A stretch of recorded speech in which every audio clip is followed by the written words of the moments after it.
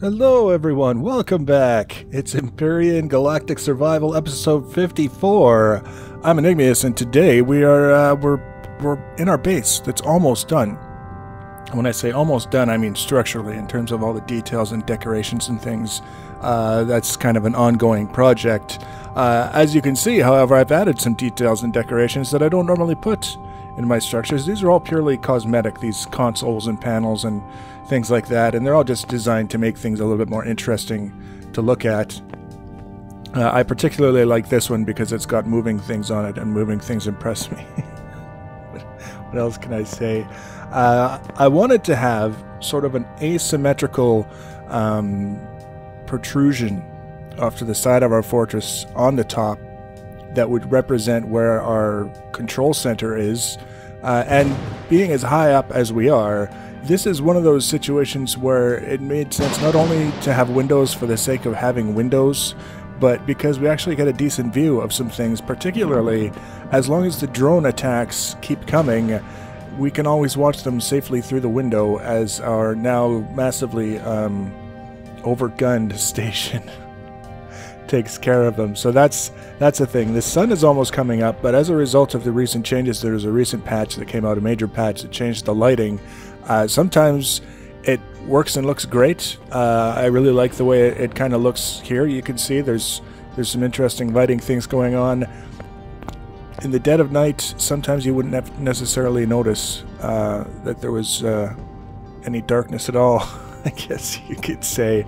It's pretty bright down there, and it stays bright, which could be a residual of the changing in the lighting and the fact that I didn't restart the game or restart my game. Or whatever. It's a thing. We've got some lighting stuff going on down there to be aware of.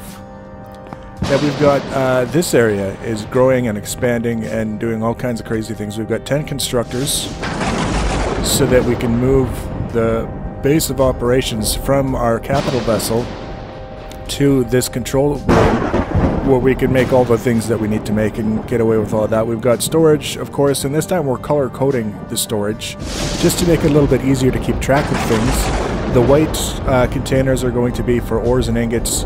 I forget what these two purple ones are going to be for. The blue ones are for basic building materials and such, and then the gray ones are undeclared at this point in time. And the green one is for gardening, because we've started to put our garden in place. We don't have any of the grow lights in, we don't have nearly enough growing plots. But this is what we had, and I decided to put it in place, and that'll help me visualize later how much more we need and how much is going to be necessary to get what we want out of the whole process. Then we've got this kind of hallway, I guess you'd have to call it. It goes all the way up to the top.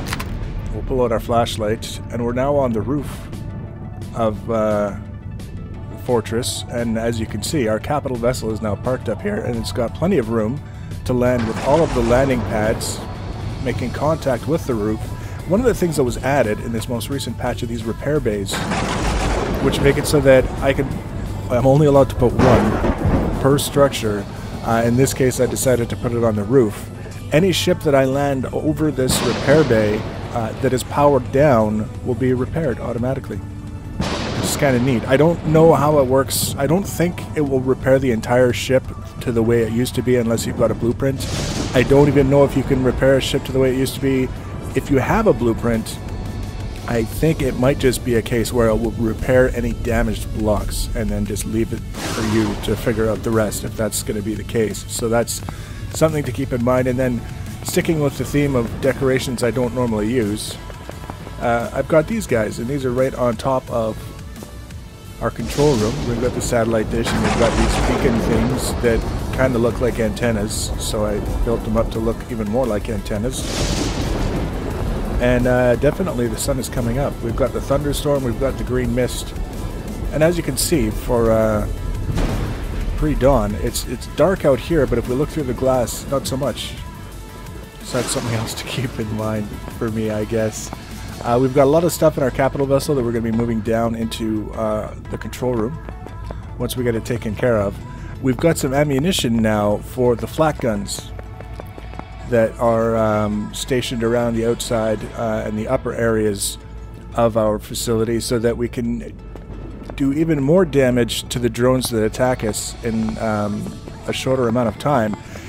The guns go through a surprising amount of ammunition, something that I've noticed, so we have to be aware of that if we're assuming that things are taken care of, because the flat guns are on the job and we've done a poor job of making sure that the flat guns have ammunition.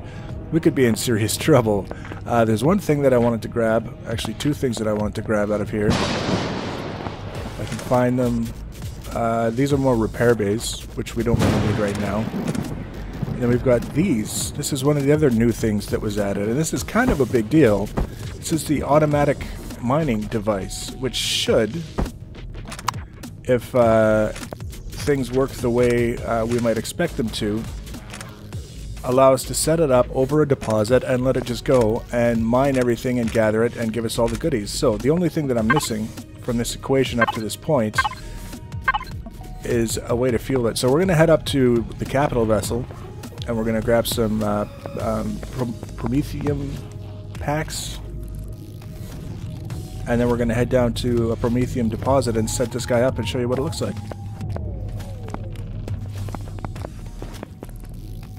Okay, so we've got a few Promethium packs and we've got the auto mining device.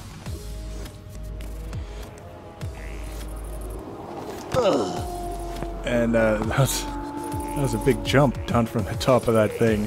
That gives you kind of an idea of where we're going with the look of the base. Like I say, there's still some more decorative details to be going in place at some point.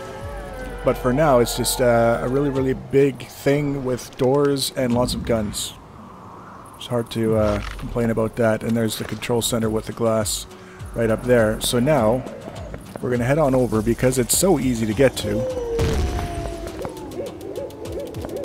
Who's doing the shooting? Is that my guys or their guys? It's my guys. I don't know what they're shooting at, but I'm glad it's my guys. Let's see if we can find what they were shooting at. There's gotta be a corpse around here somewhere. I guess not. We're not that special. But that's alright. Another 100 meters and we'll be at our destination, and we do have to be... Oh, look at this. Oh.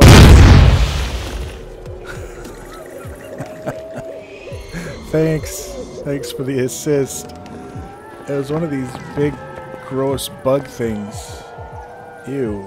Alien bug. And it's always the same stuff. Meat and bones and parts. And it's like we have a fair amount of meat, but we know where it came from and we don't want to eat it. Alright, so we're going to try and... Oh, look at that. There's the best indication possible that we found the top of the deposit. So we're going to go like this. And are you honestly going to tell me that you don't want to place it there? Because what? And then energy items. And it's on, and output items has got a thing. So that's our auto mining device. Hasn't 22.9% means it's gonna pull 90 ore per hour from this deposit. Next product in 7 seconds. So this is definitely the kind of thing you set up near where you're going to be anyways, and you just leave it. Yeah. 1 after 40 seconds. Makes you wonder if it's worth it, whether we're going to go through more fuel to keep it running than we're going to pull out of the ground, or if it's going to work out. But we've set it up. It's fairly easy to see from a distance. It's got the red light on top, and as long as it's running, it's got the little beam in the bottom, so it's a little bit difficult to lose. So that's good. We're going to head back here, and we're going to talk about what our next plans are going to be, because, like I say, the fortress is basically done. As soon as we got the cap on, and we were able to land our capital vessel up top, the fortress itself, I was prepared to call it basically done. The funny thing is now, is, before I mentioned this in the last episode as well, when the capital vessel was down here, in the process of building the fortress where it was, we were actually blocking off the guns on the capital vessel and preventing from helping with the drones as they were attacking. Now that it's on top of the fortress, we get basically all the guns on the other side helping the flat guns, and to a lesser degree the cannon turrets, with the unsavory business of dealing with the drones. So we're, like I say, we've got so many guns in play right now. Clearly the flat guns are bored because they keep shooting things off in the distance. But we'll just have to be a little bit cautious about the ammunition levels. Keep an eye on them. We've got lots of materials to make more ammunition. And with any luck, we should have a pretty secure facility that we don't have to worry too much about when we're not around. So the main thing that I have to do, aside from, you know, just building and doing exactly what I want at all times, is I have to come up with some more arrestrium, which is the green colored ore that makes the green colored ingots, because I'm completely out. And that won't take much. We're probably going to take the capital vessel out for a rip, and we'll just find a planet that's got arrestrium deposits. We'll land, we'll grab a couple, and then we'll be done and gone and back here. So it's not going to be a big deal. We're not going to do an episode around it, that's for sure. But once we've got that taken care of, I want to start building a small vessel that's designed specifically for stripping the turrets off of points of interest as quickly and as safely as possible. It could be a little bit tricky. It's one of the experimental things that I've had in mind for the last little while, that I decided to use this facility as the building grounds for. The whole idea is going to be using AoE capable weapons to do as much surface damage as possible without a lot of penetration, and that way we can hopefully get rid of the turrets, fly back to base, get into a more suitable vehicle to leave outside while we storm the interior, and hopefully, despite the fact that we're going back and forth to get different ships, save a bunch of time as opposed to this Mickey Mouse business of firing artillery shells from 500 meters away and hoping to hit the target. So that's kind of a thing. There's going to be other vehicles as well. There were some changes to the way hover engines work with this latest patch. The adder that's currently landed safely in one of the hangar pods on our capital vessel wouldn't work now with the engines that it's got on. We'd have to do a rework of the underneath in order for it to work properly. So rather than redo the adder, we're probably just going to do a brand new hover vessel that's going to be extremely large and you know, carry all the guns that we can stick on it. There was a limit added to the number of guns that you can have on a structure, and I think it's based on how many blocks comprise the structure itself. So if you've got a small structure, you'll have a small maximum gun count, and if you've got a very large structure, you should have a larger maximum gun count. As far as I know, we haven't hit the maximum count on our fortress here yet, but we've exceeded it on our capital vessel because it was built before the limitations came into play. So we're just going to leave it exactly as it is. We're not going to worry about it. We're going to make sure the guns stay repaired. We aren't going to lose any in the near future, and we're just going to keep it the way it is. And then we're going to start learning about these different changes, the new things that have been added, and trying to get different functionality out of the same concepts that we've been using for a while now, and see how far we can get with it. So that's what we're going to be looking at for the next episode.